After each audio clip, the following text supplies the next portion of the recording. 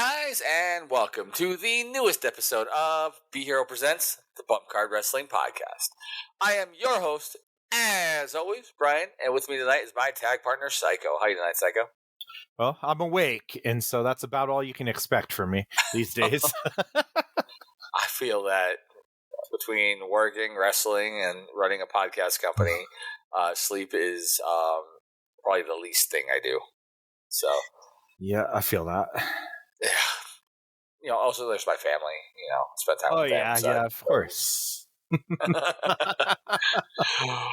All that being said, guys, we have a great episode available for you today. So before we go on to the episode, of course, we're going to do our weekly news. But I wanted to mention something specific. About a year ago, a fan of ours reached out to us, and I apologize. I'd actually missed the message. It happens sometimes when you're not paying attention, or like you get a bunch of other things come in. I just missed it. Well, he had the good sense to reach out to me again, just this last week, and asked for a favor. Nick, I'm not gonna give the last name, but Nick reached out and asked if we would be willing to review a wrestling pay-per-view, and in this case, specifically, WWE, at this time it was WWF's Royal Rumble 91. And we went ahead and obliged him. So if you guys do want us to ever review something or for us to talk about a specific topic, please reach out to us on our social medias. Be Hero Media on Facebook, Instagram, or Be Hero Media on TikTok, which is coming soon, and or Twitter /X. You can also reach out to me directly if you want to at Mike Burke DCW on Facebook, Instagram, and TikTok, as well as Mike Burke Pro at Twitter. And of course, you can reach out to Psycho directly as well on Facebook at Psycho Wrestling. So, but if you have any questions, concerns, comments, anything you want us to talk about, review, reach out to us there. That being said, Nick, of course, we went ahead and reviewed that for you, and we will talk about that shortly. But first, wait, can I just say that? So for our listeners out there, that I did not suggest this myself. This is a different person. Okay, I am. It is a different Nick. Yes, I'm not just saying, "Hey, I have a request. Right. Make me the host." Yeah, there was a different Nick. But with that being said, guys, we're going to go ahead and start into the Wrestling Weekly News. So, Psycho, start us off. What happened in the world of wrestling this week? Quite a bit, actually. Quite a bit. So first of all, couple of things that we learned this week. Number one, Rhea Ripley having to vacate her women's championship. Which that's kind of a real bummer for me, because she had the belt for over a year. Yep. And it was a freak injury, with a brawl or an attack with Liv Morgan. Yeah, backstage skate. Yeah. Yep. And she had to vacate the championship, and so there's going to have to be crowned a new champion. My initial thoughts when I heard this and I watched her vacate it, I was like, that sucks. I'm sure she'll be fine, and she'll be more over than ever when she comes back, and it'll elevate somebody else. So that's always a good thing. But at the same time, I always hate when wrestlers have to vacate a championship and they didn't get a chance to, drop the belt to somebody else or put somebody else over. And it wasn't the end of what their story was going to be. I totally agree. I talk about this a lot with the trainees, and I mentioned it here before. Whenever you do anything in the business, you are building equity in something. If you're like Rhea, you're going through all these people for the last year. Every time you beat somebody, it's building equity in yourself and or the title, which you'll then transfer to the person that finally beats you. We just saw that with Roman and Cody for almost 4 years of Roman just destroying everybody on the roster. All that equity of that just went into Cody to make him that much more bigger of a star. but you lose all equity when you have to vacate a title because now that person didn't beat somebody for it. That doesn't give them anything. You have to start at a fresh start. So it makes it a lot harder to get everything back for the story and for the fans and everything else to follow behind it. There's several options of good workers that they can choose to do this. What I would love to see is for this to build somebody, though. Mm-hmm. My personal opinion, the person I would strap it to at this moment would either be Jade Cargill or Tiffany Stratton. Yeah, both of those would be somebody to build a new star. My gut tells me it's going to be Liv Morgan, that they're going to have her win it, and go full heel and trash talk Rhea until Rhea's ready to come back, and then maybe at SummerSlam she triumphantly gets her win back, her title, and it's a big moment at SummerSlam. And Liv Morgan gets a little bit more equity there. That's what that's a very Vince response. Mm-hmm. But I don't think that's the right response. I think if you do something similar like we've done with Drew, Mm-hmm. where Drew is building a storyline one-sided, Liv does a similar thing and doesn't need the title for it. You can build up this whole thing about talking about how she beat Rhea and everything else, and put Rhea out. Like she took Rhea out, like Rhea took her out, and then she goes on to beat other people to turn her more of a heel character to get the equity from less ends. That allows a storyline not needing the belt, and then have a ability of putting Jade or Tiff or even Roxanne Perez, like anybody like that, to build them up and using the belt as the help to build their story as a separate thing. This is one of the things we've talked about before, where I feel like that's the one thing that Triple H has a hard time with, is telling female stories without a belt. And he has an opportunity now to do that with Liv, and do it where you can have it without needing the belt. It'd still be able to have just as much. The belt doesn't really do much to it, because what happens if Rhea comes back and beats Liv for the belt? She's in the same position she was in before. But if she does it without the belt, then she can work towards going and having a storyline with the person who has the belt and work to getting that back, because she never lost it. Yeah, so basically creates two different stories instead of just the one that's very predictable, I guess. Exactly. Yeah, no, I agree with you. I just don't know if that's what's going to happen. So we shall see. We'll see. So the other thing that was really interesting this week, that's been getting actually a lot of praise, is Chad Gable turned on Sami Zayn. Yep. And they had this match it was on Raw, right?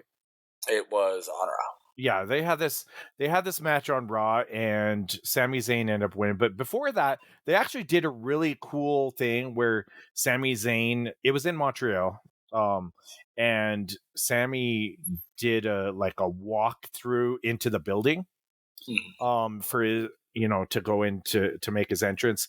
And it was actually really cool, the camera shots, and it's been getting a lot of praise. It's very much not a Kevin Dunn way of shooting things. So already, this guy that has replaced Kevin Dunn is adding something to the product.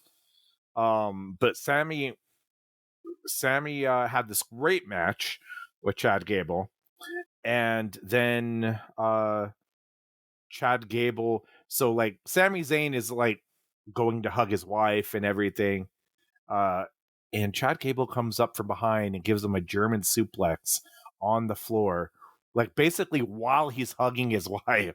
It was awesome heel turn, and the crowd was very hot for it. So yeah, I think that's an interesting story they're telling there. I agree. And they're doing it in a way too where I think this is going to cause the Alpha Academy to go away. Like, this will allow Otis to finally go out on his own, and No. Maxine Dupree, and then also Tozawa, who's actually injured right now from last week. He was subsequently dumped on his head in the match, so he's out in injury. But this does allow Chad to grow. This allows Chad to get away from the Alpha Academy stuff and build him into more of a low main event card or low main event worker.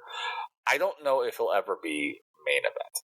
I think he has the possibility, the chance to do it. I don't think he will, but I think he can get up there. But this does allow him to do something he's never done. Something I think it was always needed from him. It also has a very Kurt Angle feel on a thing. Because I really enjoyed at the end of the match where they both put each other over. They both raised each other's hands and da-da-da. But you can see the heartbreak in Chad's face. Like, again, I failed again. And stuff like that. The disappointment in his face. And then allows the turn to happen. Because it allows a turn to not just be a turn. It's a turn that you can understand. Which is my favorite kind of turns, which is something we're seeing more of. Like Drew's turn was the same way. They're turns, but you can understand them. You might not be the guy to go and yell at the guy who just cut you off, but you can understand it. And that's the same kind of concept with these turns. These are you're so frustrated that things just keep happening and you're done. They're doing the same little thing with Candice LeRae. She was so tired of losing and losing and losing. She's just fed up, and she's going to do whatever it takes. And you can understand it. It's a heel turn that you can understand, and that's some of the best stories that they can do, because they're not villains in their mind. They're heroes with their own story. They're just more willing to do something than the other person's is. So, yeah, there's so many stories I'm interested in now. And they keep, Triple H keeps hitting it out of the park with these stories. The last bit of news that I have, and I don't know if I've touched on the ones that you were thinking of before, but Vince McMahon has listed all of his shares of TKO stock for sale, and so he's essentially like selling everything, and then he'll be really like out of any aspect of the company. And there's been a lot of speculation of like, okay, what's he doing with all of this? Why is he getting rid of all of his shares? Is it because he's just like done with wrestling and he's going to go enjoy life, and spend the money on whatever and keep a low profile? That doesn't seem like Vince, but maybe he's at that stage of life where that's a thing. Or is it once he's done with this lawsuit, he's going to try to start his own thing and compete?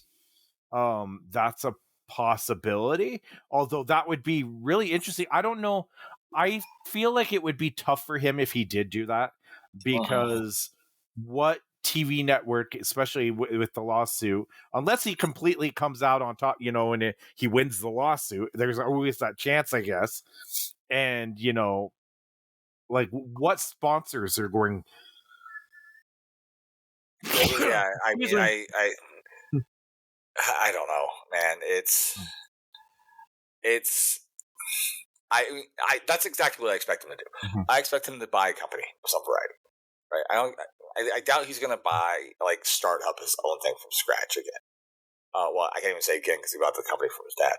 But what it would be intriguing to me, because I know people have reached out to him before, and they haven't hit the right number for it, is Billy Corgan selling NWA.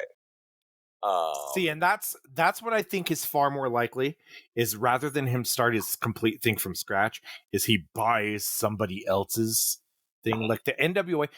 Vince McMahon owning the NWA after everything with the history and all of that would be very interesting to me. Right. I mean, he could also, buy TNA. I guess that's a possibility. I think, I mean, Tony Khan would never sell AEW to him. No. That would never happen. But he could buy DCW. Like, I'll totally work for him. I really wouldn't, but if he paid you, I don't know. If he was like, all right, I'm a billionaire, multi-billionaire. I'm giving you $1 million to work with me, and you'll be on national TV if you got a TV deal. That'd be hard for you to turn down, and I know it would be hard for me to turn down. Me currently, without money in hand, saying no, I wouldn't. But it would be definitely hard to turn it down and not to be able to be like, okay, I could justify this somehow. Yes, right. But it's like, oh, it's my dream. I'm making money and making a living with wrestling, and it's like, oh, same thing. It's like, oh, would Manny, sell DCW to Vince McMahon? And it's like, well, if Vince offered him enough money and put him, like, gave him a spot on the card, I think Manny 100% would. So that, because he'd have a footnote in history, right? So knowing Manny, I think he would, but it would be a pretty high dollar. I know that there's been scenarios in the past where people have reached out to buy DCW from him for a fairly high amount, and he's turned it down. So, with that being said, well, yeah, stinks. With that being said, there's no way Vince McMahon's buying DCW. That's not. No, he'd buy the NWA or TNA before. Nothing against DCW, but GCW and MLW. There's a whole variety of places. He would buy somebody that already has a TV deal. I think that's what would happen, and that would make the most sense, because then he doesn't have to negotiate a TV deal. He just has to convince them to keep them on the air, and I think that that'd be interesting. That'd be an interesting 3-way war at that point. It would be quite intriguing to see how it all turn out. The other thing, though, is who would he get to work for him? Like, all the free agents are pretty much in AEW or that. So he or WWE, and so he'd really have to, like, do something he's not ever really been favorable of, and go around to all the indies and buy, the top talent that nobody's ever heard of. It's exactly what he did when he started from the territory days. No, that is what he did. Well, I wouldn't say that nobody's ever heard of. He bought all their stars. They weren't mainstream because there was no mainstream. Right. But yes. Right. I don't know if that would have the same effect now, though. And so it was different back then, because they were big stars in all these territories. And so now it would be like, okay, I'm buying, or I'm gobbling up these top stars of the indie promotion, drawing 500 people. It's a different thing than the one that's, drawing a few thousand. So I don't know, but it's like, it's interesting. And I guess we'll have to see once the lawsuit's done if that's what he does. Yep. I'm intrigued to see how all of it goes. Did I touch on your news stories? You got one of them. The other one that I wanted to bring up was actually an AEW-ish story. So, over the week, I'm not going to say a lawsuit, kind of a non-verbal or a pseudo-verbal threat was given by a committee in Oklahoma to AEW. Well, I haven't heard about this.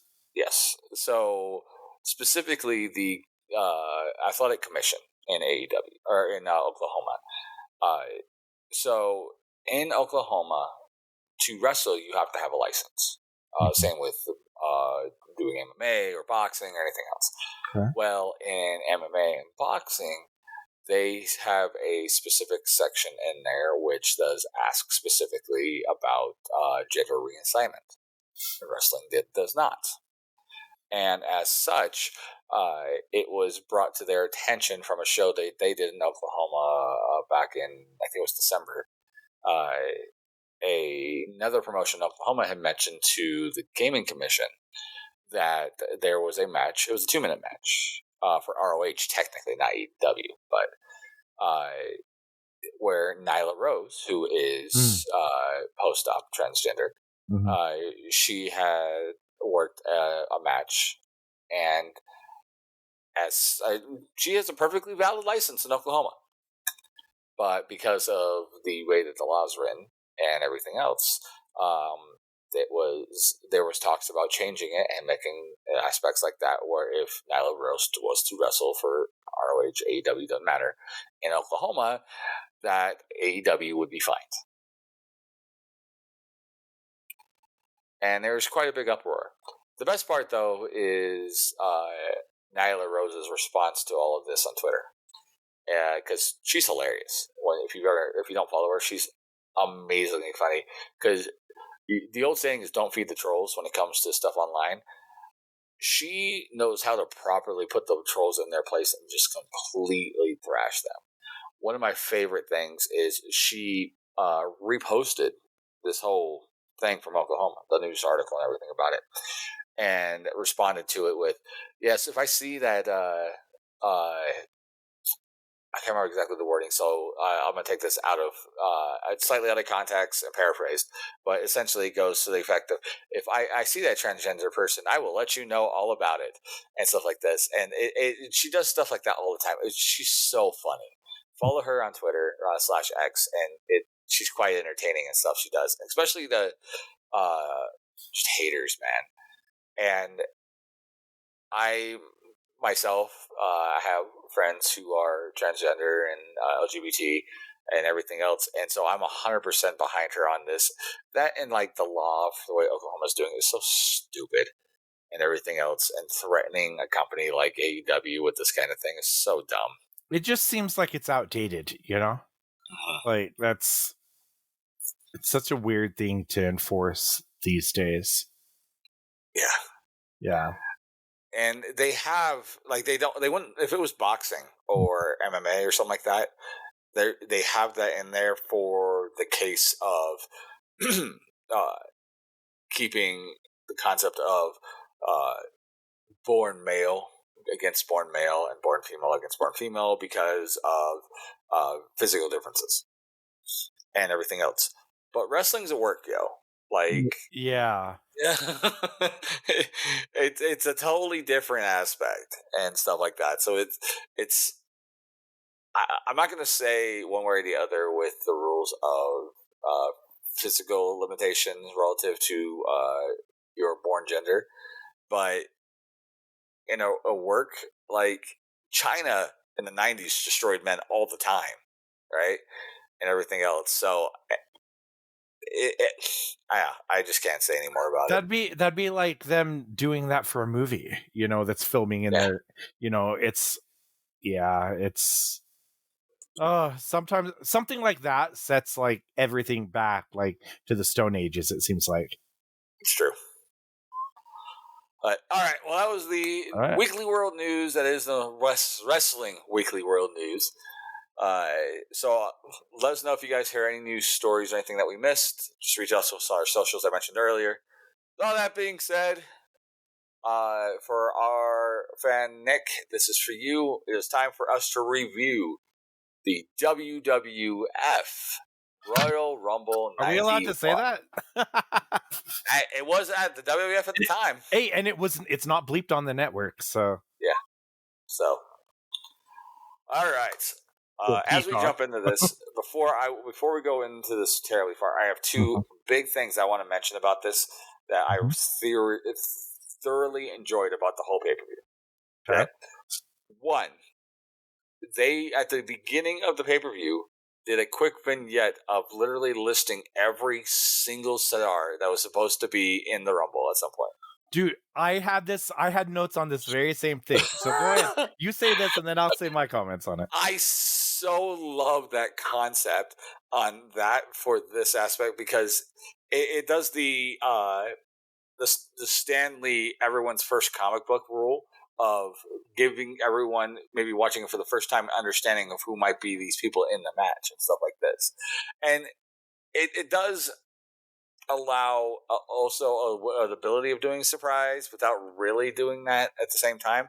Not that we had any surprises in this, of course, because it wasn't really a thing then. But I really enjoyed the whole concept of them calling out, oh, this person, this person, this person, instead of the now where they just put a big old banner up and say, like, have the pictures of everybody that'll be in it. Like, they gave each person time. Luke the Bushwhacker. Yeah, I love the tag team ones, where they just Demolition Crush. Yeah. He wasn't in this. Smash and Axler. No, it was Crush and Smash. Oh, was it? Yeah. Okay. You're right. You're right. It was yeah, because it was after that. Okay, so Crush and Smash. But I loved it too, and I so want Triple H to bring back like that style, and he can do the voiceover, and I think that would be awesome. Are you ready for,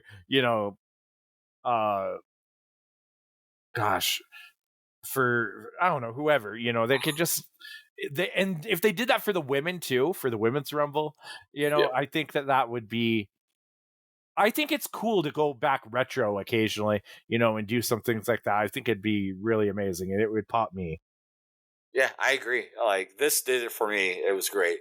The other thing I wanted to bring before we go on to this is the commentary. Of course, it was Gorilla Monsoon, but we also had Roddy Piper on here, and I don't remember Roddy doing a ton of commentary for like the whole shows on there, and I really enjoyed him on here as commentary. Yeah, I mean, I do remember him doing commentary for shows. Like he was a main commentator for like Superstars for a little bit, for WWE Superstars, and then he did do some pay-per-views. I think he was commentating for like, I want to say it was like SummerSlam as well. SummerSlam 1991, I want to say, but yeah, it was he did a good job. I think him and Monsoon were great together. Yeah. And he added a lot of emotion to it. He brought the emotional stakes to the show, because like he was like getting so excited, he was like cursing and stuff, and then like, oh, I'm sorry about my language, I'm getting riled up, and he reminds me a lot of, and you're probably gonna hate this when I say this, but he reminds me a lot of Pat McAfee and the way Pat McAfee does stuff, because Pat McAfee's in a very similar boat. He just kind of lets his emotions come out and just does whatever he feels like at the time, and that's what Roddy was doing in this. You said that, you think that I'd hate that, but I'm like thinking about it, like it's actually really similar. Yeah. I picture them very much. In fact, I would not be surprised if somebody like a Pat McAfee like saw Roddy Piper commentating and took elements of that. Yeah. Yeah. Good observation there. Well, all right, let's go ahead and get this started. Yes. And so they actually start it with the national anthem, because this is right in the midst of the Gulf War. I think it was the Gulf War. Yeah. It was. It was 91. Yes, 1991.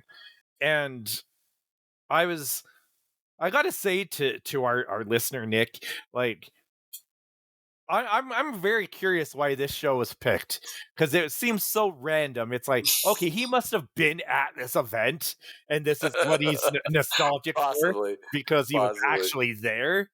Or it was like his first pay-per-view event as a kid he ever ordered or something. There's got to be a nostalgic factor, because out of all the Royal Rumbles that could have been picked, this one was picked. And we'll get into my This thoughts as one, we go. this one does tout, and I'll talk about it later.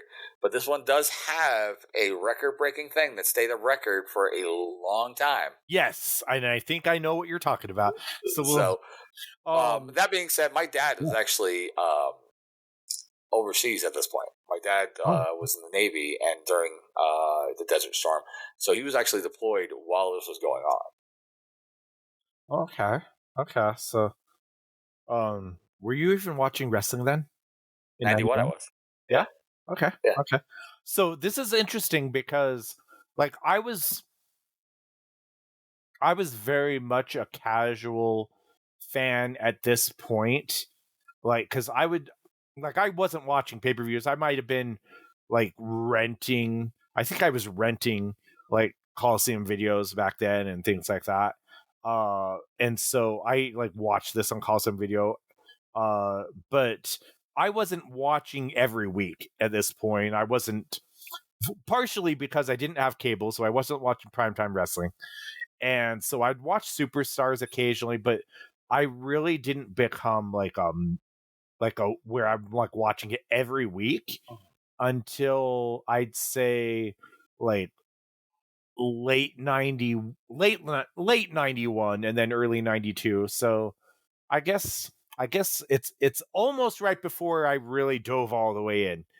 I don't remember watching the pay-per-views. I doubt I really did. We didn't watch it at my house.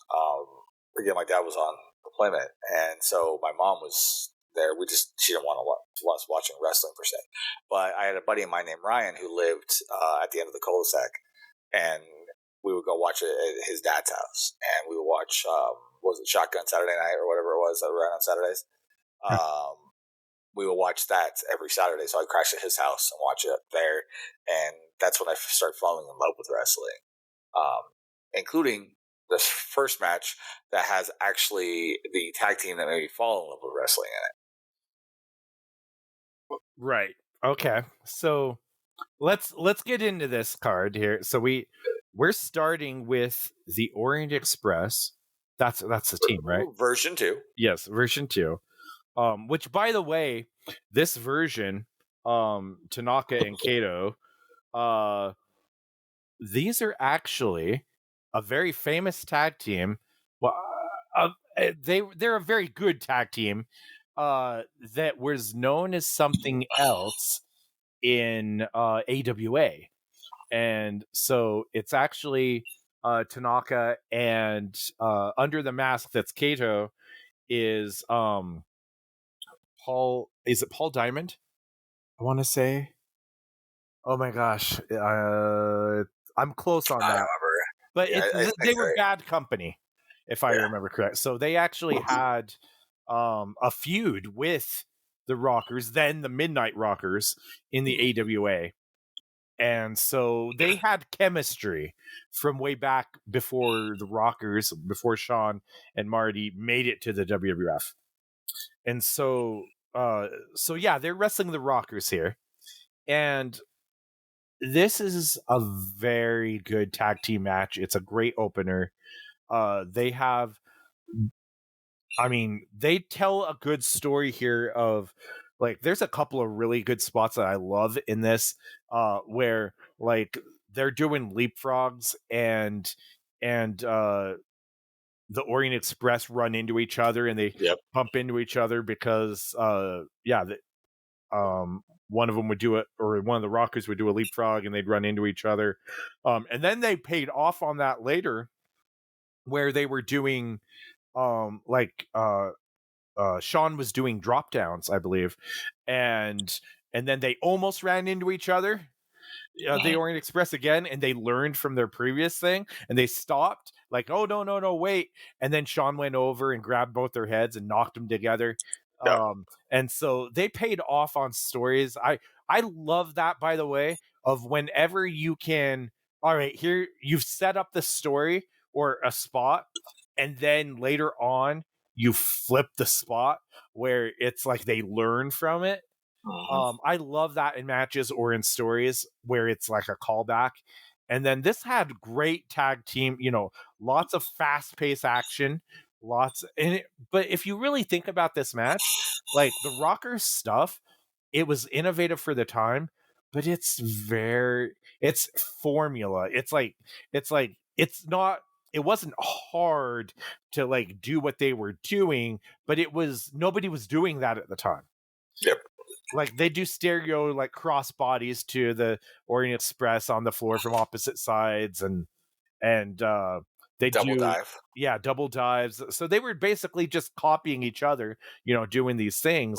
And it would get a reaction, and there was they worked the ring really well as far as the psychology of the match and doing the hot tag. And I really enjoyed this, including the finish. It was a very thought out finish and it was really the Orient Express, just they're making a mistake here and there, and it cost them. Yep. Which is what you want in a heel. A heel is causing their own downfall. Mm-hmm. And this does that. I thoroughly enjoyed this. And I was mentioning this to you off air, that this match is ostensibly a modern era tag match. It's what you see in most tag matches in the modern era. And it's because the blueprint, as you mentioned earlier, that the Rockers and the Orient Express or the Freebirds and people like that, they set up for stuff like this. It's the kind of matches that you see people like the Bucks, right? Mm-hmm. They watched and took from, or FTR watched and took from, and now people see what they're doing and they're taking from them, and it all just keeps rolling downhill in that aspect, and it's just so good, and a great opener. The crowd got so hot off this match from it, and exactly what you want for an opener. Yeah, and it made the Orient Express look really good too, because they looked like formidable opponents for the Rockers, and they were in control of it, a lot of the match too, where they were cutting off the ring and doing their moves. So this is great opener, and it's a tag team match. If you haven't seen this, go back and watch it. This is very much something that you should seek out if you love tag team wrestling, like I know I do. Yeah, I agree. Okay. So then we cut to Randy Savage in the back, and he's basically talking about how Sergeant Slaughter, has guaranteed him or said that he would guarantee him a title shot if he were to beat the Ultimate Warrior later in the night and become WWF champion. And Mean Gene Okerlund was interviewing Randy Savage and asked him, have you gotten that same commitment from the Ultimate Warrior, the current champion? And of course Randy Savage, was like, no, but he's going to grant me that tonight. And so basically Savage is baiting him into this and said, Sensational Sherry is or Queen Sherry is Queen Sherry at this point. Yes. Yeah, and so Macho King Randy Savage at this point is going to the ring right now, and they show Macho King going to the ring, and I guess it was Sean Mooney in the back, and it's Mean Gene out there with Sherry. So I got those two mixed up, but so Sherry's out there, and it's interesting because Sherry does this thing where she's kind of like insulting the Ultimate Warrior and saying, like, I think you're yellow and stuff like this, and saying, but if you can hear me, and I think you can, then come out here and accept the Macho Man's challenge, whatnot. So Warrior comes out, which means that he was hearing her. And then after she's been insulting him and calling him yellow and everything, she basically like flips it. It's like, oh, I know you're honorable, and I've been thinking about you, for a long time, and I've respected you, and I've really admired you from afar, and I've thought about what it would be like, to touch your chest, and what it would be like to kiss your lips, and all of this stuff. And it's actually kind of, for the time, that's risque for their time period, to kind of do. For our time, that's risque, Yeah. man. That's like the intro to a Pornhub video. Yes, I don't want to picture the Ultimate Warrior in porn, but oh my gosh, does he shake violently? I digress. Move on. Yes. Move on. So she does this, and then I get a little worried watching this where so I don't know how to word this and to have it not use your own imagination here. So Sherry gets down on her knees, but she, begging like Warrior, will you accept the Macho King's challenge? And Warrior starts shaking violently, right? And he's like, no. And this is after Sherry's kissed him, by the way. Which it's like Warrior like basically like touches his lips like it's the first time he's ever been kissed by a woman. And don't read too much into that, everybody.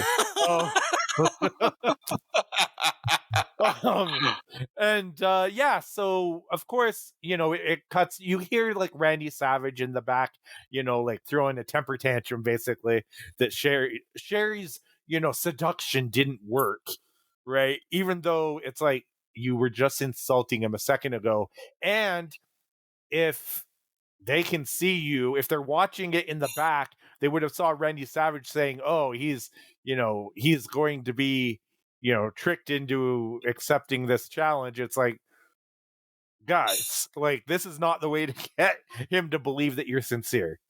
Right. So Warrior leaves, and Savage is basically running out from the back, comes from a weird angle. He jumps like over the barricade from the fans, like into the ring, by the ring, and then runs up to where they're doing this interview. And then it cuts to the next thing, like immediately the next match. And we've got I believe, let me see my notes. I think it's Big Boss Man and the Barbarian. I believe so. So yeah, yep. So Big Boss Man and the Barbarian. And by the way, did you have any other comments on the Warrior segment there? Nothing I can express on here. Yes. Yeah, let's go ahead and move on. Okay. So, Boss Man and the Barbarian. This is actually kind of a they were doing a story at the time where it was basically Big Boss Man against the whole Bobby Heenan family. Basically Bobby, insulting Big Boss Man's mother and everything, and it's led to Boss Man going through all of the Heenan family. So the first thing I thought when this match, by the way, when Boss Man comes out and his theme music hits, I got pretty nostalgic for that because I loved those theme songs back then. It's the songs that like every word. You can sing it. If you ever take a trip down to Cobb County, Georgia, it's Jesus Christ. Yes. Great. That being said, go back and listen to a couple episodes ago of Slightly Agitated where we did a Name That Tune with WWE entrances. There you go. Was this one picked? Was this one sang? No. Oh, okay. This was not one of the 40 we ended up doing. This match, I thought it was actually a decent match. It was basic, but it was a decent match. And it made sense. They fought hard. It was kind of stiff for what they did. It's the Barbarian. What do you expect? Right. It's the Barbarian, and Bossman can be, kind of stiff in the ring too a little bit. But I know it's weird talking about this after we just got done with the Warrior segment. But trying to move on, Nicholas. Yes. I'm gonna get you canceled. So this match, it was kind of basic. Like they did a bear hug in this match, and I bring that up because I'm going to bring that up at a later segment later in the show. But yeah, they basically they have a heart. It's basically a hoss fight. Basically, it's two guys just beating the crap out of each other and hitting each other hard, and then Boss Man hits his Boss Man slam, and picks up the win, and I thought it was a good match. It really was. What are your thoughts? It was a solid match. Like there was nothing to write home about. Right, it wasn't like a show stealer, No. but yeah. It's like Big E says all the time. The two big men slapping Mad Meat. That's exactly the match you had, and it was fine. It told exactly that story, and then you throw in Bobby Heenan in there, being the weasel that he is. That being said, Heenan got more heat than the Barbarian did, of course, in this match. So there's that, but they did it in a way where Heenan would do a thing as soon as Boss Man would start getting over, and tell that they were telling that story, which was exactly what you want to do. Will I remember this match next week? No. Yeah. So after this match, they have Sergeant Slaughter in the back with General Adnan, being interviewed by Sean Mooney, and Sergeant Slaughter at this point is so over the top with his promo. It's actually, it's weird because like if you like watch a lot of these promos, and then later on when they do a bunch of promos for like the guys in the Rumble and everything, like it's almost a stereotypical, like, I know fans or like people that didn't watch wrestling that they'd be like, why does everybody have to yell like that, when they're cutting a promo, and it's like, there's the very much the wrestling promo, where you're yelling for no reason. Sometimes you start there and it's just completely in that. It's different nowadays because you have guys like CM Punk or Drew McIntyre and stuff like that where they don't have to yell, to get their point across. It's very different these days. But Sergeant Slaughter's doing this thing where, he's the Iraqi turncoat. And they're basically he talks a lot about, he's very anti, America, and that he's going to win the championship, and that Warrior's days are numbered, or his seconds are numbered, right? The thing that I did always enjoy about Sergeant Slaughter promos is he'd come up with nicknames for the guys he's facing. So like the Ultimate Puke, I always dug those. Well, it was a drill sergeant, man. That's what his gimmick was. So, I mean, it makes sense. The thing that was interesting to me, and when watching this, it made me think about it, was at the time, and I mean, mind you, we were both young. I was 8 when this would have happened. You would probably been like 10, 11. Yeah, 10 going to be 11 in a few months after this, yeah. Yeah, so it probably was nowhere near your mind. I know it wasn't near my mind, but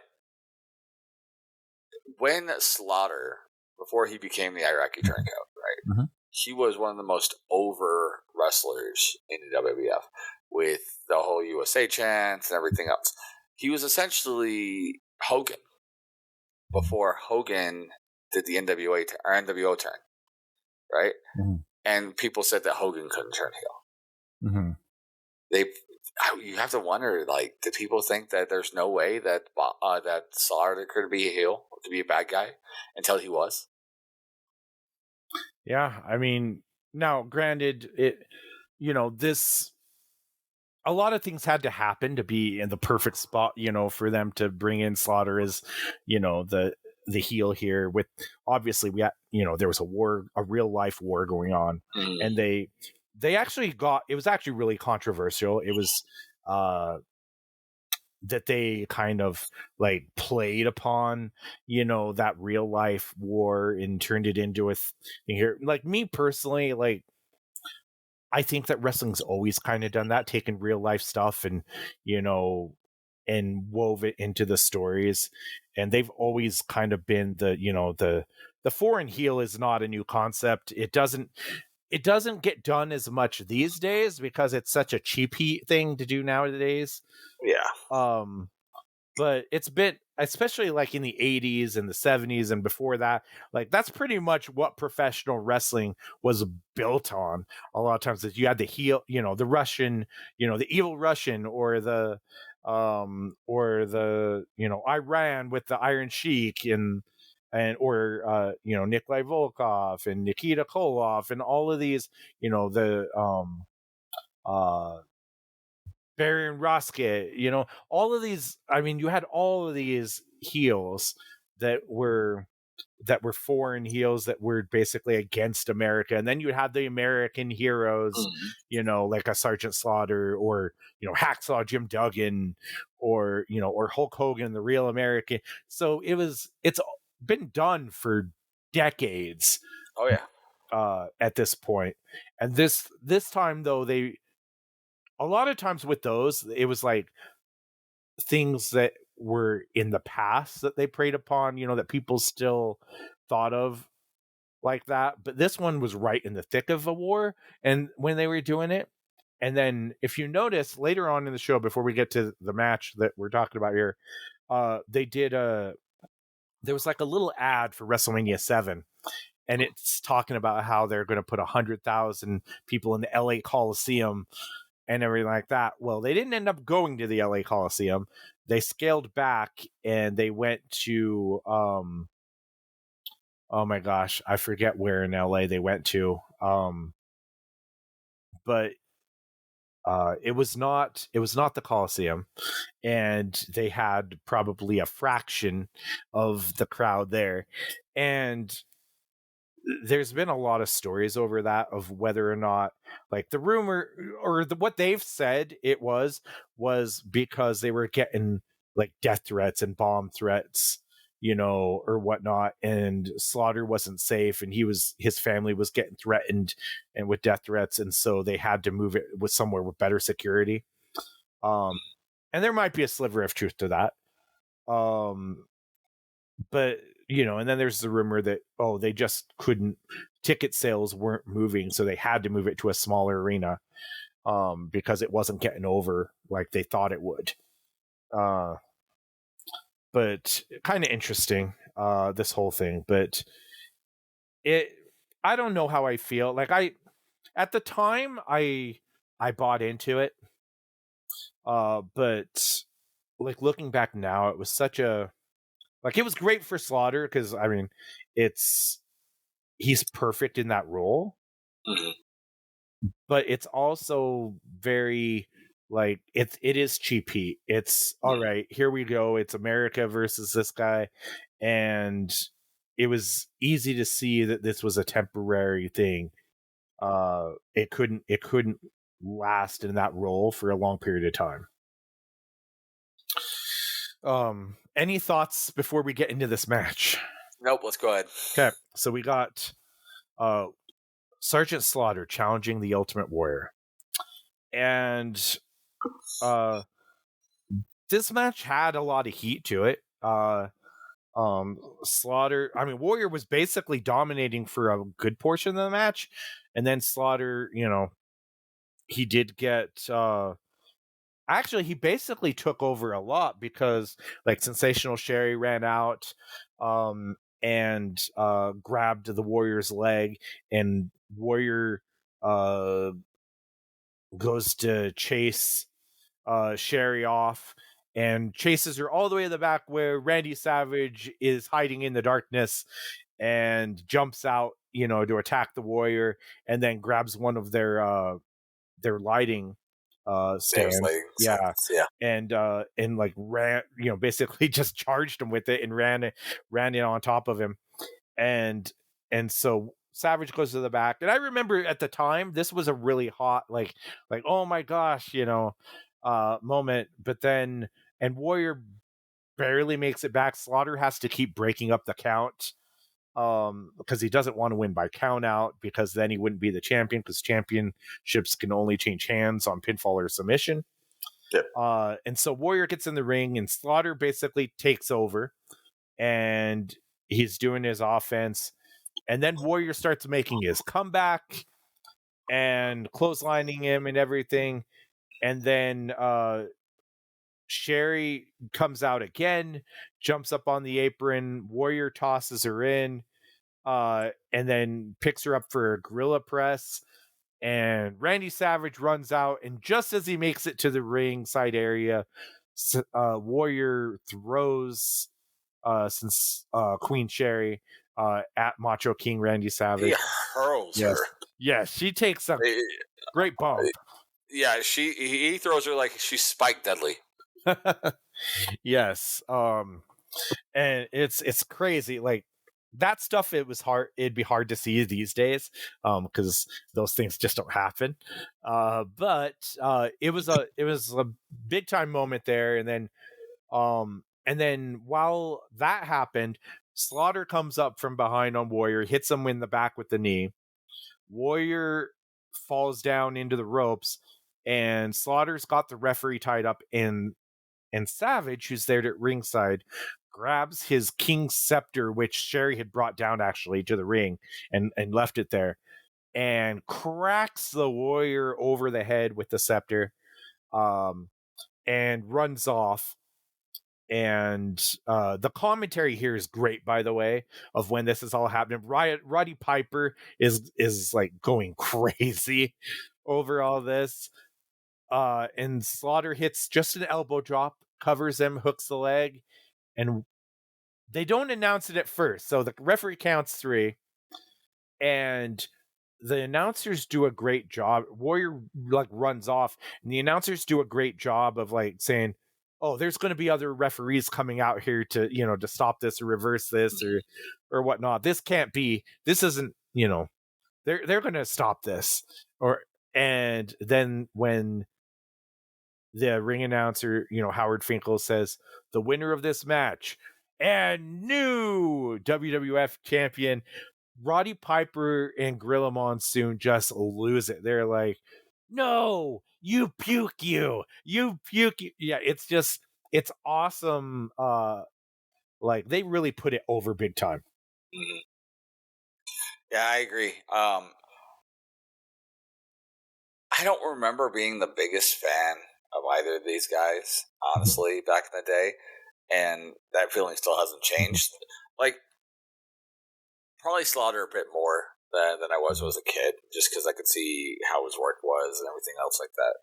And it's getting a pretty good match out of Warrior in this, but I'm just not a fan of Warrior. So it's always it is a slog for me to watch a Warrior match most of the time. But this was fine. It had the right amount of overbooking, I think, for it that it needed, and it did exactly what it needed to do. It needed to make a story with Savage and Warrior, mm-hmm. and then have the ultimate bad guy win in this case because of what was going on with the war. In fact, it ties out so well with what we get towards the end of the night, tying those two together. It tells a really good story through the show with Slaughter winning.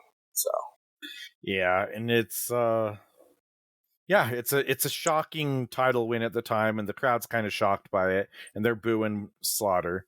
And then it's interesting. We go to a match right after this that actually, until I watched and reviewed this show this week, I'd never seen this match because it was not on the Coliseum video version of Royal Rumble 1991. It was not. It was cut from that broadcast. It was aired live on the actual pay-per-view, but it was cut for time because they had to get their Coliseum videos down to like 2 hours and 50 minutes or whatnot. So something had to be cut. And this was just a little over 3 hours long for the show. So this was Coco Beware, and who was the other one? I can't remember. Coco Beware versus the Mountie. That's right. This match was not on the Coliseum video version. So if you've only saw that version of it, there's a match you haven't seen out there. And you're fine not watching it. 100%. I can see why. It's like when they're looking at up and down the card, and like, we have to cut. We have to we have to cut about 10 minutes, what do we cut? It's like, oh, this is the match, and they made the right call. Now, this is like the Mounties like coming out part or like introduction with this gimmick on pay-per-view, basically. And it was longer than it needed to be to tell the story that they told. 10 minutes was too much. This honestly should have been like a 5 to 6. Yeah, like 5-6 minutes tops. And that's probably with entrances. Like, it didn't need that much time, because the whole point of this match was just to get Mountie a win. And he didn't fully establish his moveset, because he was doing things trying to like play it into that's just how the Mounties do it up in Canada, this move or that move. And it just looked awkward, some of the offense here. It wasn't good at all. And Coco Beware is the wrong guy to have a long match with anyway. Yeah, you can watch it, like the progression based off the character work that Coco was doing. The very beginning of it, Coco was there, like he was doing bird, gimmick and everything else like there at the very beginning. And then within like 2 minutes of having the bump and sell, he's like, "Oh, what's character work? I'm out." Yeah, exactly. And it was, it is what it is. Mountie gets his win. And then we go to Mean Gene Okerlund's in the back with Sergeant Slaughter, and then let's see here. Basically talking about how he's the champion. Nothing to write home there.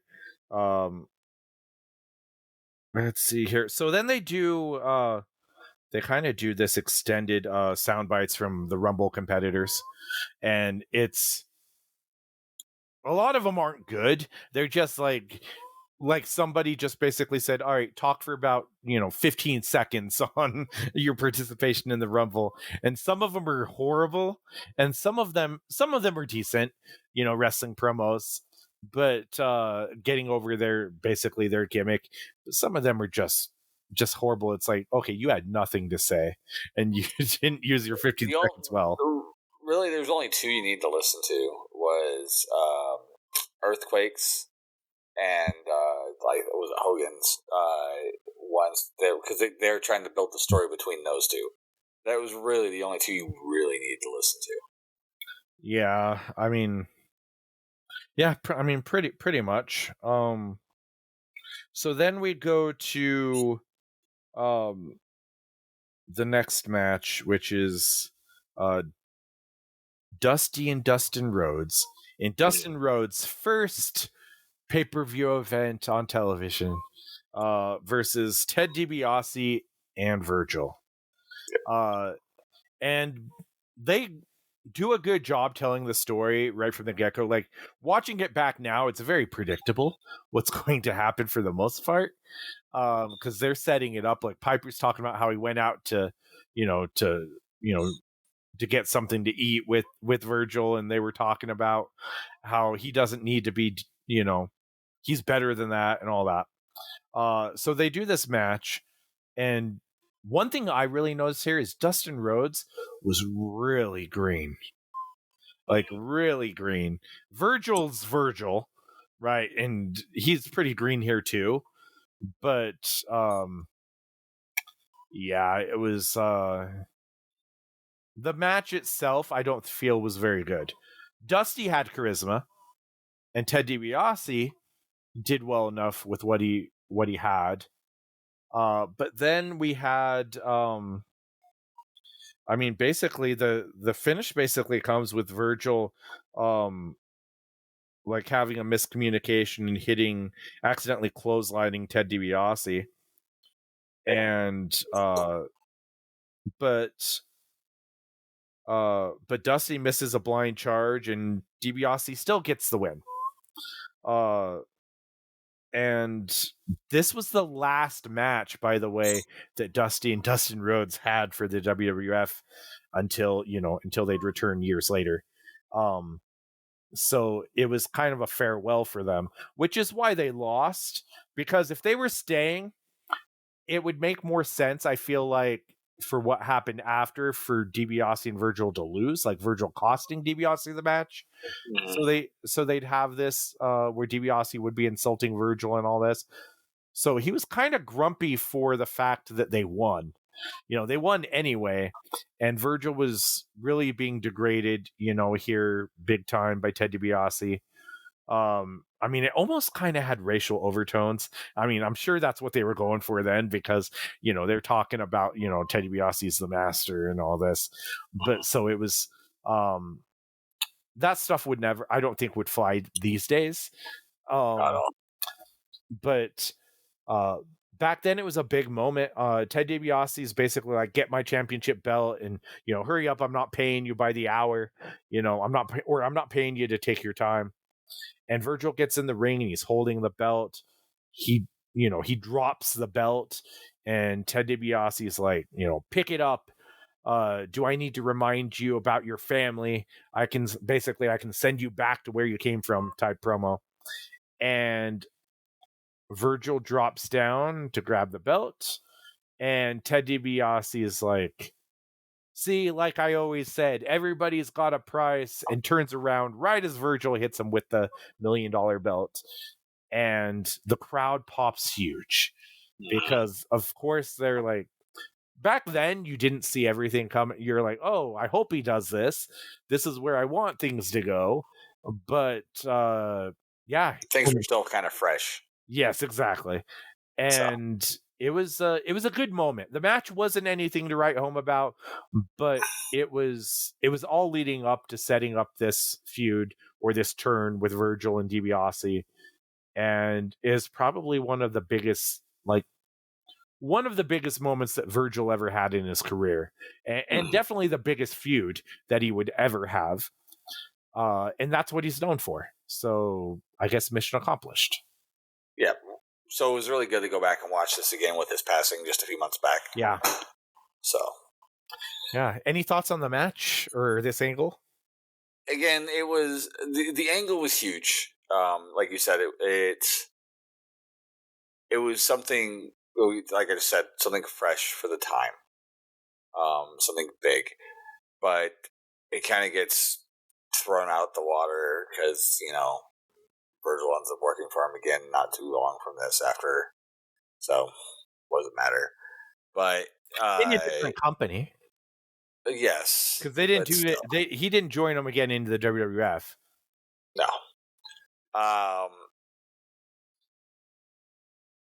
It's just, yeah, it just, knowing that he would turn back around to work there, it kind of didn't have as big of a thing, hindsight kind of feeling. Yeah, sure.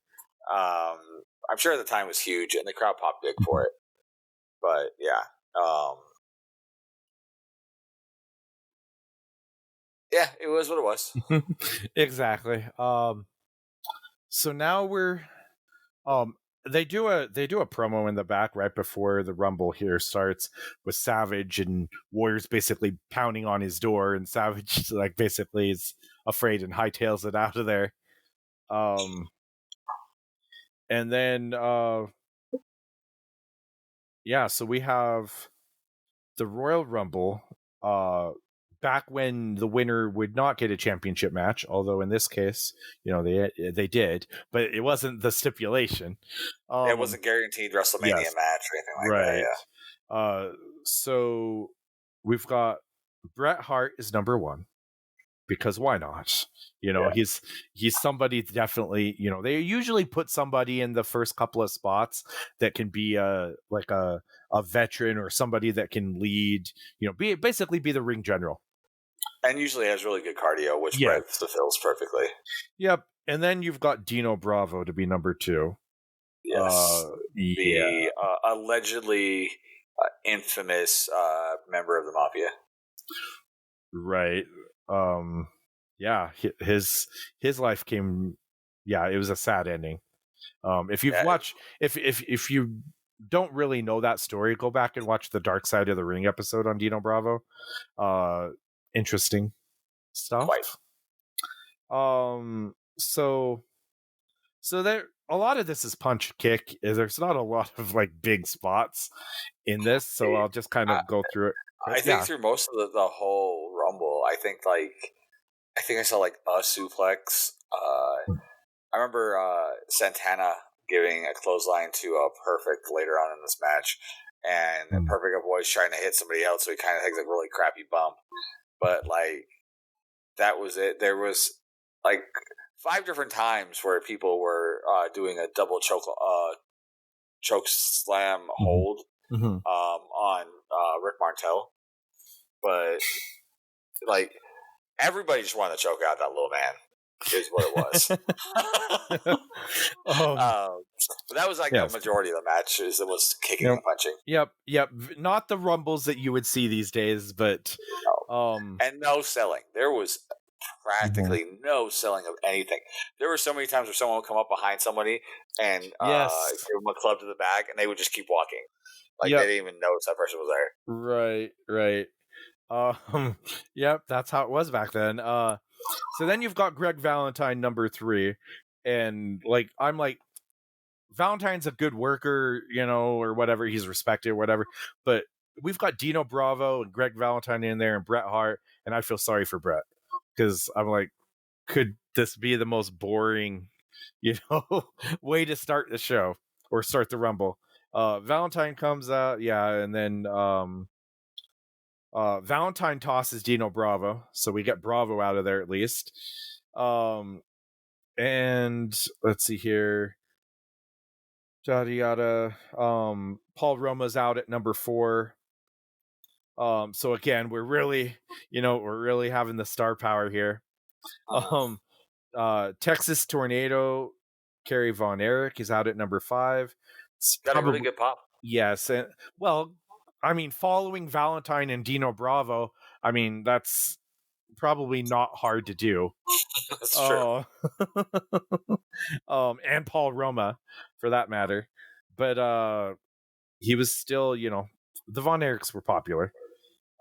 Then you've got Rick Martel, who comes out at number 6. Okay, yep. So at 8 minutes into this match. I looked this up too. Martel actually sets a record that lasts for like 7 years. Oh wow! On time in the ring. In this match, he goes 53 minutes. Yeah, he was in there for a long time, and that was back when you didn't have people going, beginning to end, like would become like a thing later on. He didn't win it. Sorry, spoiler for those that haven't seen the show, but we're here to kind of add our thoughts, not give every detail here. If you haven't seen the Royal Rumble 1991, go back and watch it before the review. Come back to us. Exactly, a 33-year-old show. Yes. I mean, maybe that was why this was suggested. It's like, I'm going back through the Rumbles and I have not seen this. I want to know if it's worth my time. We'll get to that. But Saba Simba is up next at number 7. Saba Simba is Tony Atlas. And when they earlier in the at the beginning of the show, when they're running through all the participants in the Rumble and they show Saba Simba, I couldn't help but chuckle a little bit. I'm like, Saba Simba, and I'm like, oh, poor Tony Atlas. Like he got sacked with this gimmick. He never stood a chance here. So he comes out and let's see here. Bushwhacker Butch is out next at number 8, and it's a lot of guys punching and kicking on the ropes and pretending to throw each other out. We Dino Bravo was the first one out. Yes. He's the only one out for almost 30 minutes. Yeah, it was starting to be kind of congested in there. Then you've got and then Saba Simba's next out. Actually at the 12-minute mark, so it wasn't 30 minutes. It felt like 30 minutes. It did feel like it. You're right. And then we had Jake the Snake Roberts at number 9. And he goes right for Martel. So this is like the first like real story that's being told in this match, because they have actual heat, and they would go on to wrestle at WrestleMania 7 in the infamous blindfold match. If you haven't seen that one, go back and watch that. Or not. Or not. Hey, as a kid, I ate that up. I loved the blindfold match for years and years until I cared about things like work rate. To be fair, both are really good workers. Mhm. I really did like both of them, especially like the prime heel, like Rick Martel, like the way he would do his heel work was so good because he was the perfect cocky heel who would run away. It was so good. Yeah, and they're basically going at each other. Now, when Martel's running away, I don't know if you noticed this, but do you know who was a very young referee at ringside that's telling Rick Martel Shane to go back McMahon. there? Yes. I did see it, yep. Yes. It's actually when Jake goes out that I noticed that Shane was there. Yep, and yeah, so very interesting little Easter egg there, kind of. And then Hercules is out next.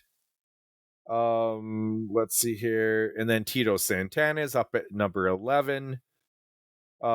And somehow let's see, Paul Roma gets eliminated.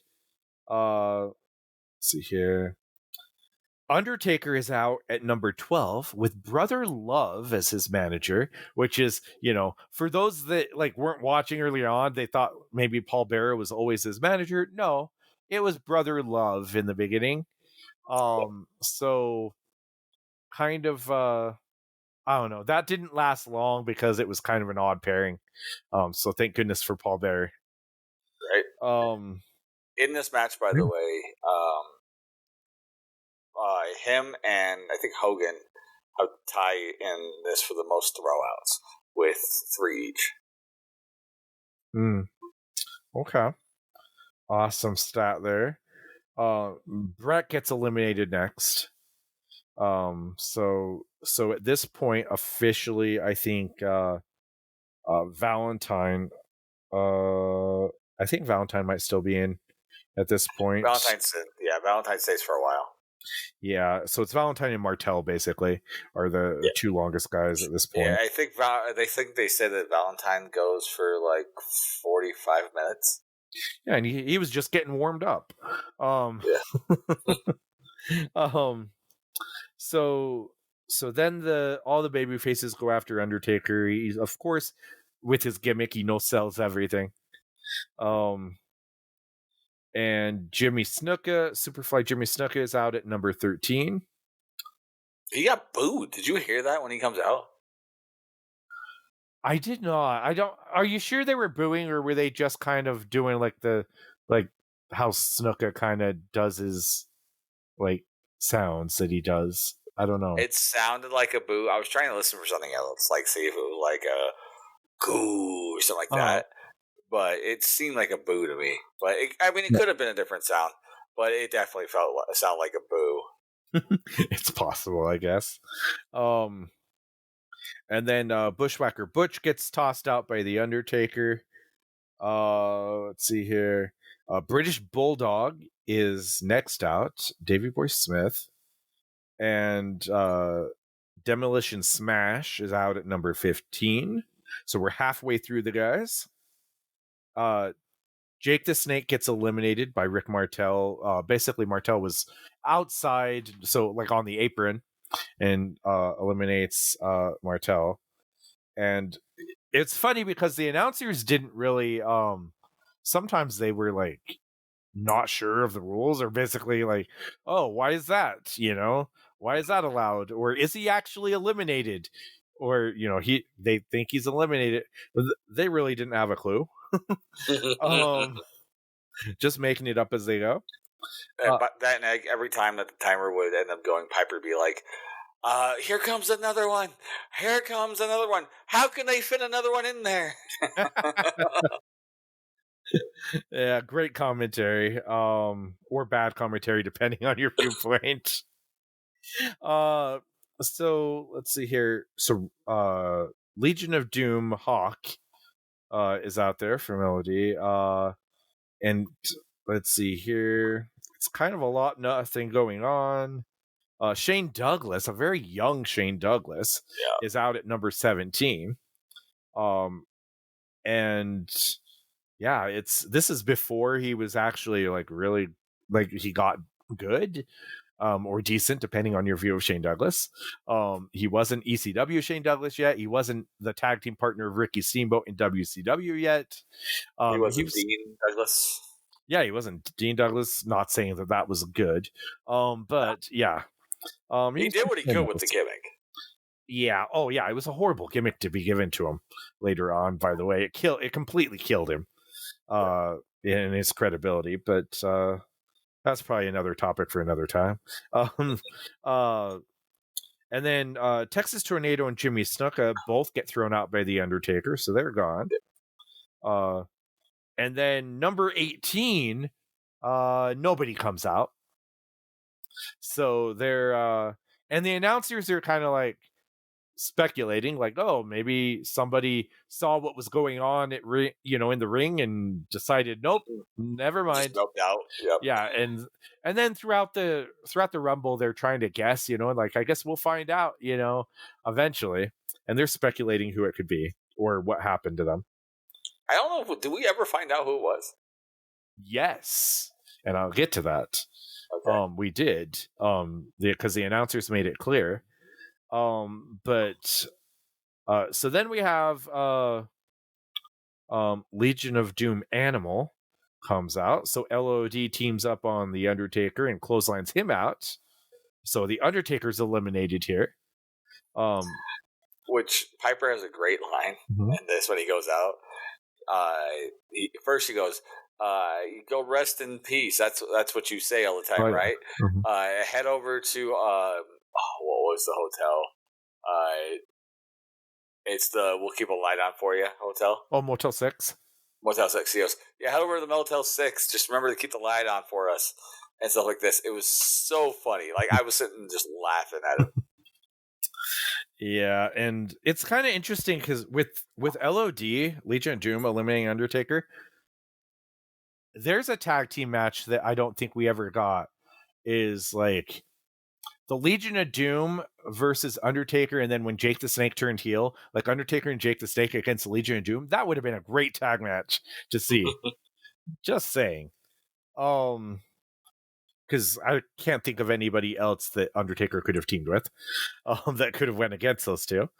And then you've got, let's see here. I don't know if I mentioned Hercules, but he's apparently in there. Sorry. Yeah, okay. He eliminates Hawk. Let's see here. And then Crush is out at number 20, so there you go, Demolition. And then Hacksaw Jim Duggan comes out at number 21. And yeah, you hear the ho, like, wow, I got to be careful there. You hear you hear the crowd say ho as soon as he comes out. So he was definitely over, and the kids loved him. Honestly, he gets the second biggest pop of the night when he comes out, I think. Because he is that over, right? And he's a former winner of the Rumble, if I remember. He won the first Rumble ever. Correct. So that's correct. Yeah. I always do think of Derek every time I see him now. Yes. Good old Derek Duggan, also known as Eclipse, also known as any other name he went by.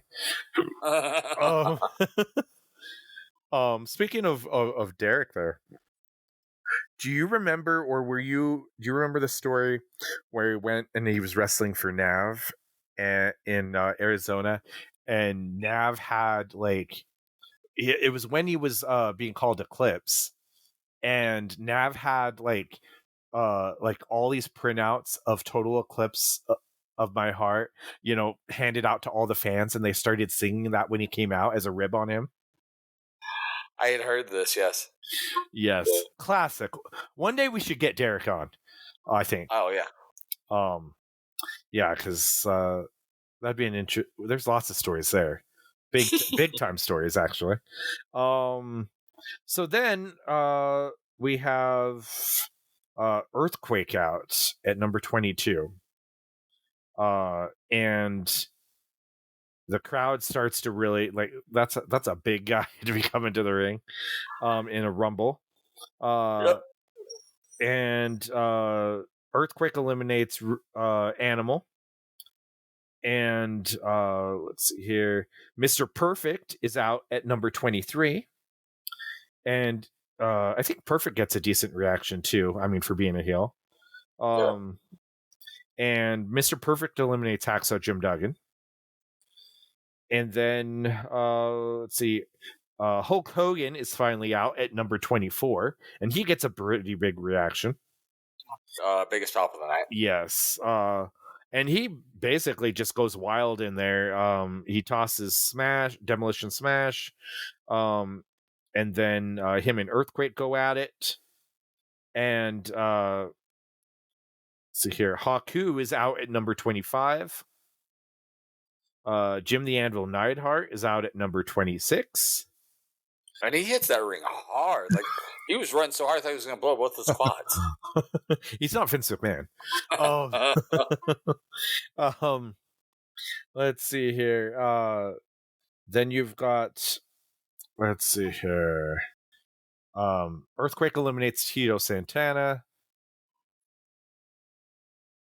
And then Bushwhacker Luke comes out at number 27. And basically he struts right in. And Earthquake tosses him right out the other side. And for the longest time, this stood as the quickest elimination in Royal Rumble history. 3 seconds. Yes. And the funniest part about this, too, is when he's eliminated, when he comes out, he's doing the Bushwhacker strut, and then he gets in the ring, gets tossed out, and he hits the ground and keeps on doing the Bushwhacker strut all the way to the back. Well, when he's grabbed in the back of the head by Earthquake to go over the top, he's strutting in the ring. So, it's completely ridiculous, but yes, it is very memorable. My wife's, my mother-in-law, my wife's mom, she loved the Bushwhackers back in the day. My mother-in-law was a huge wrestling fan, and apparently loved the Bushwhackers so much that when she was in the hospital with pregnant with my wife getting ready to deliver, she had to make sure to watch whatever the weekly was on at the time to watch the Bushwhackers in the hospital. I think I married the right woman. The Bushwhackers were definitely over at the time. They weren't good at the time, or at least their gimmick, it wasn't very it didn't produce a lot of good matches in the WWF, but they had great character though, because they had the way that they moved, the way that they talked and acted, them licking people. Like it did a lot to interact with the audience. It was more of the entertainment than the sports. Right. And it was memorable, and the kids loved it. Although, can you imagine that gimmick now with the licking of the fans and stuff during COVID times? Like, or like nowadays? Like, I don't think that would happen. Like, we're probably more likely to see Ted DiBiase, a character like that, be the master of an African American than we are to see the licking of the faces. I don't think we'd see either. So I'm not sure which one to compare it to. I hope we don't.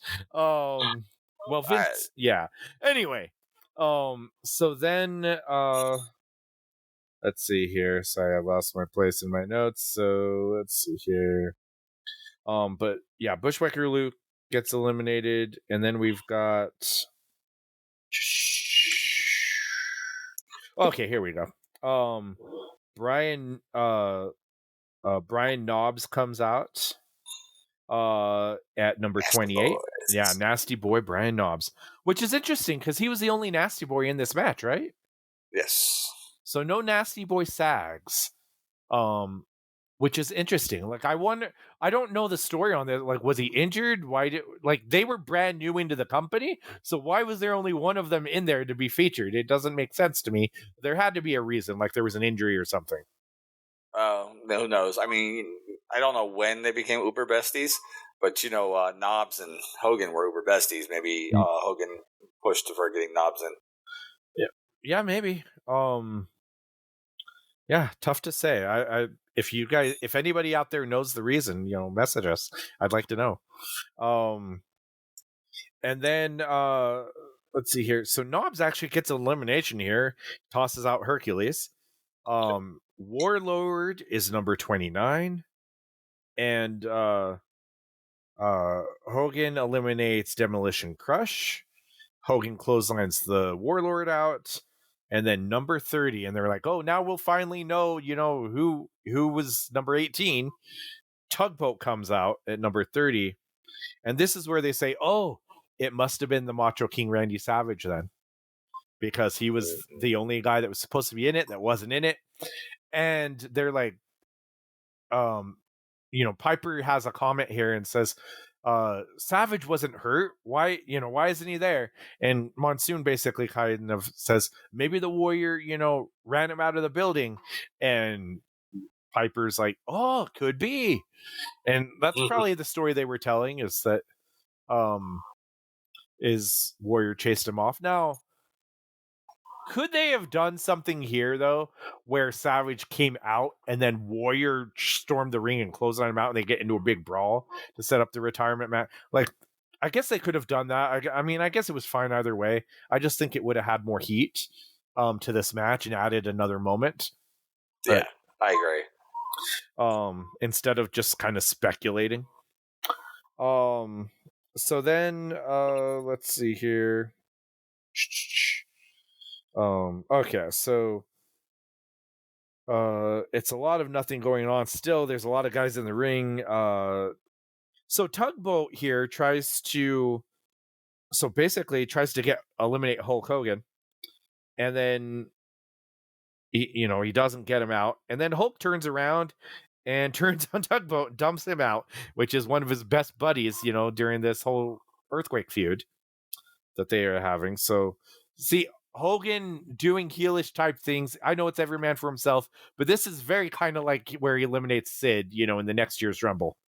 Yeah, well, Hogan is a full-on heel in this anyways. If you watch him, every time he throws a punch on somebody, it's a punch, I rake. Punch, I rake. Yeah, he does a lot of that. I mean, I guess it's anything goes, but yeah, he's doing a lot of heelish things, and he always does and gets away with it. So, like, all these commentators, like Jesse Ventura or Bobby Heenan, that would call him out on this stuff, they kind of had a point. Yeah, right. So then you have British Bulldog throws out Mr. Perfect, and let's see here. So Rick Martel goes up to the top rope, and Bulldog basically clotheslines him out. And so there's Rick Martel out at the 60-minute mark of this match. Setting a new record. 53 minutes. 53 minutes. Martel. Yep. And now we're down to the final four. So we got Hulk Hogan, Brian Knobbs, Earthquake, and British Bulldog. One of these is not like the other. But yeah, they the heels toss out the Bulldog very quickly, actually, when it's down to these last four. So Brian Knobbs and Earthquake toss out the Bulldog. It's down to 3. And they basically take turns beating up on Hogan. Earthquake actually hits his Earthquake Splash, which I was always a fan of, by the way. Like, I don't know if you've ever played the old WWF WrestleMania, the arcade game that used to be in the arcades. Mm-hmm. I love that game, and I used to love being the Earthquake and hitting that finish in that arcade. That and the DDT from Jake the Snake, my 2 favorite go-to guys to be in that. Oh, and Mr. Perfect was pretty cool with the Perfect Plex, but I digress. Nostalgia there. So he hits the Earthquake Splash, Earthquake does, and Hogan knows. Hogan does his Hulk up, and immediately boots out Brian Knobbs, which Brian Knobbs takes a really good bump out of the ring on this. Like, he flies. Like, I don't know if that's just because, Hogan's his buddy, and he wants to make him look good, or I don't know. It's like, dang, he was not lazy in this. So then Hogan tries to body slam Earthquake and fails this first time. And so Earthquake just like falls on him. So that was a kind of a good little hope spot, I guess. And then let's see. And then Earthquake basically drops some elbow drops on him. And then Hulk Hogan hulks up a second time. Gets a big boot, hits him with the body slam. And then this is kind of anticlimactic because after the body slam, Earthquake basically just starts walking like he's going to throw himself out, and Hogan just kind of follows him through with the lightest clothesline ever, and Earthquake escorts him out. Yes, and Earthquake just like steps over the ropes and goes out. Yeah, it was. It's like Brian Knobbs took a better elimination. That would right. I think the right two guys. I think Earthquake had the story with Hogan. It made sense for those two to be the last two. I wish there would have been like a more like exciting finish there. I don't know. I guess that wasn't the time. But this Rumble, I don't like. My opinion on this Rumble, it was not one of the better Rumbles. Yeah. It was the star. There wasn't a lot of star power either. It was a lot of mid card guys, and then you had Hogan and Earthquake and Jake the Snake. I guess there was some stars, but there wasn't a lot of main event level guys in this. And there was also like at no point. I mean, I knew who won this, but at no point would I question who was going to win this. Right. It was going to be Hogan.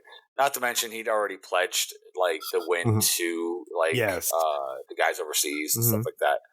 So you knew he was going to win. And don't get me wrong, for what was going on, Hogan was the right person to win this. But it was never in doubt.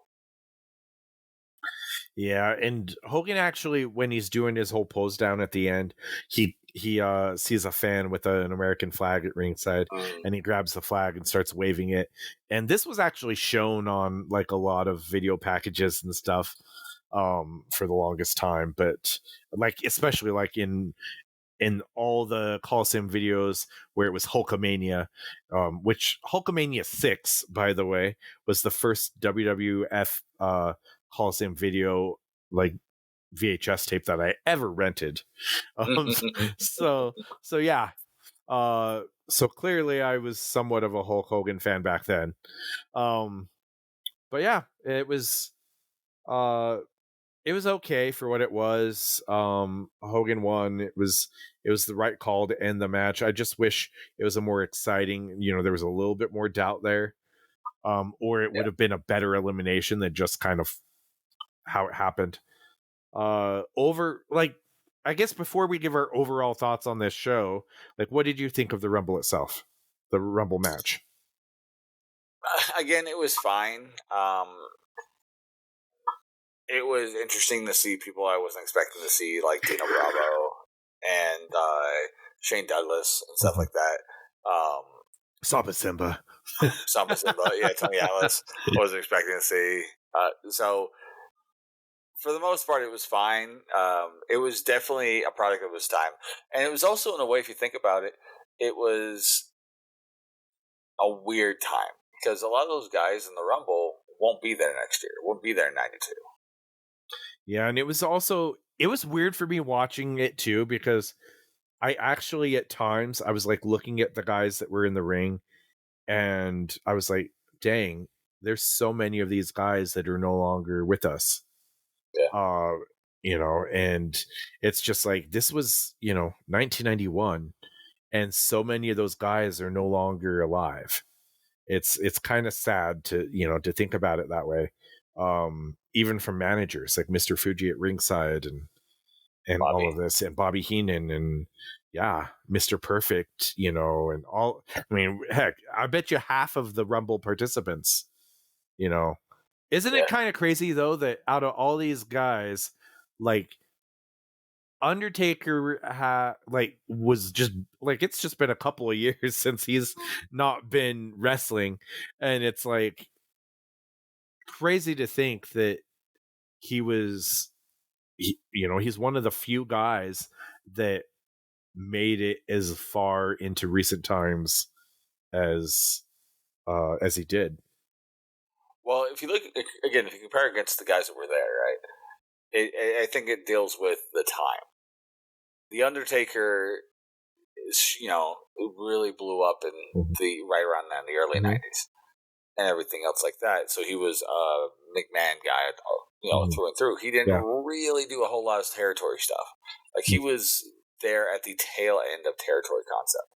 So you had like the guys like Valentine, right? Who were all about the territories. They were the guys that were working 6-day shows a week, and stuff like that in the territories. So they're going to have a smaller bump card by the time they get to the WWE comparison to Taker. And Taker, at certain points later on in his career, got to essentially choose who, when, and where he wanted to do stuff. So he was able to keep his stuff going. Well, and also if you think about it, like during the early years of The Undertaker, he didn't have to bump a lot.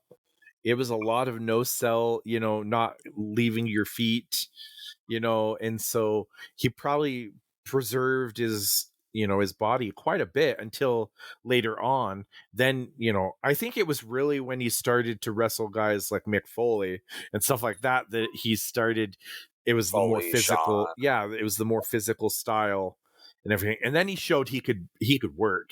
He could put on great matches, and because the early years it was all character, it was all gimmick. Like the Undertaker matches, if you go back and watch them, like early years, like they're not the best matches. Like people popped because of the gimmick, which is one of the greatest gimmicks of all time. Yep. Overall on this show, what did you think of the show? And then I'll give my thoughts. Honestly, it wasn't terrible for it. Again, it wasn't anything to write home about, but to be honest, it's not much different than the late '10s, early the late 2000s, early '10s Royal Rumbles. At least in my feeling, like for the pay per view itself, not the Rumble itself, but like for the pay per view itself, it's like there's a couple things here there, and I don't remember most everything else after that. There was like maybe one big thing I remember. In this case, like the tag match with Shawn and Marty against the Orient Express. I probably will remember that match from this point on because I really did enjoy that match. But everything else, And that's how it was for me for a lot of the pay per views in the late aughts, early '10s. Yeah, I think for me, for this, like the opening tag match is great. Like I've always liked that match, and every once in a while I'll get an itch to go back and watch that match. So I've seen that match quite a bit, and it's a great match. And then the Warrior and Slaughter match, more just for the spectacle of Savage, like constantly basically, coming out of nowhere to interfere in the match thing and costing Warrior the title. But that's really, like, honestly, that's really all I remember this show from. And overall, like, that's why I'm asking, like, Nick out there, like, why did you choose this match? Please let us know.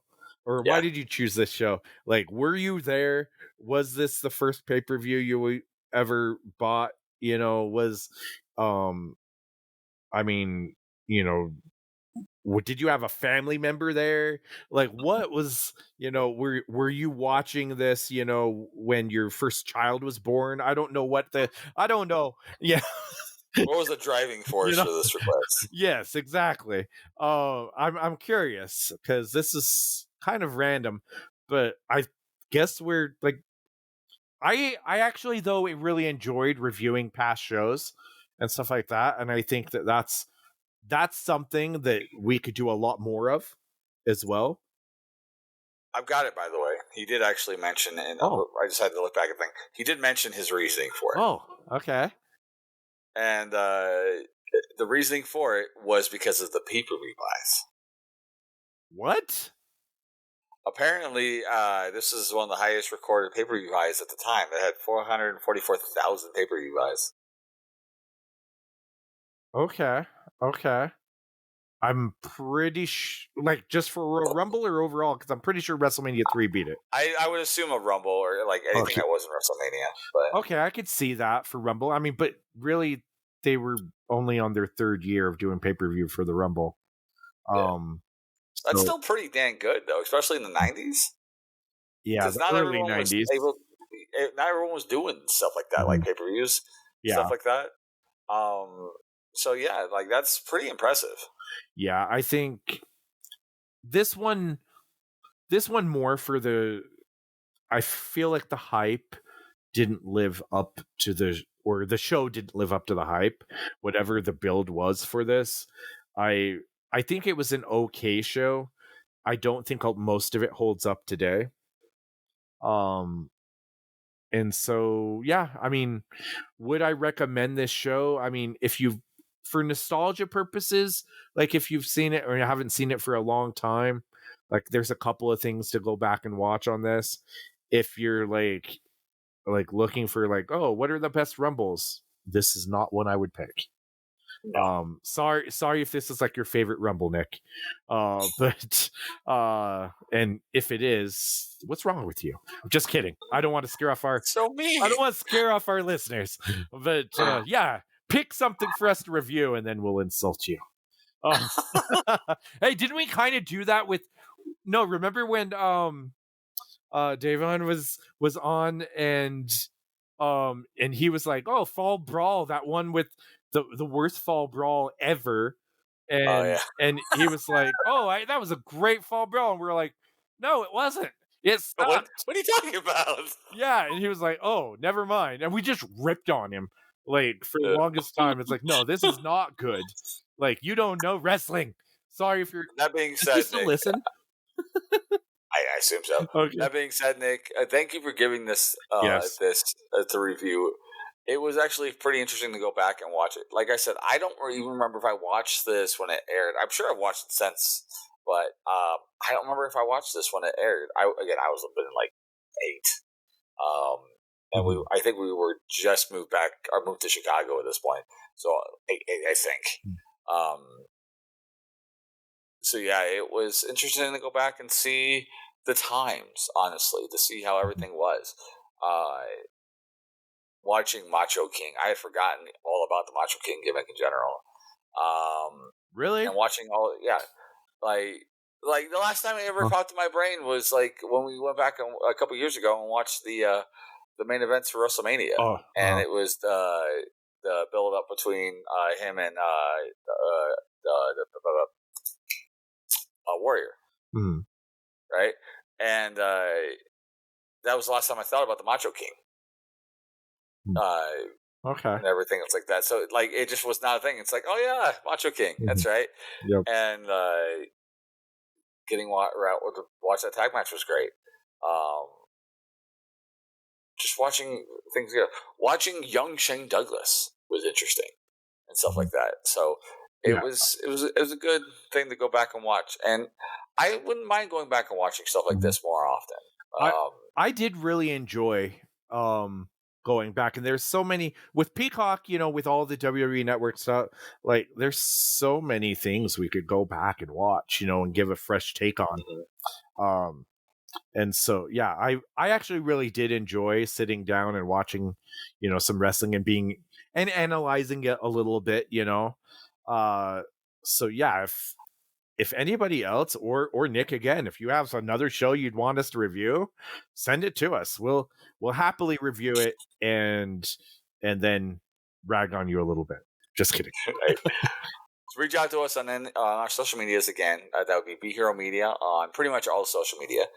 You can reach out to me at Mike Burke DCW on Facebook, Instagram, and TikTok, and Mike Burke Pro on Twitter. You can reach out to Psycho at Psycho Wrestling on Facebook.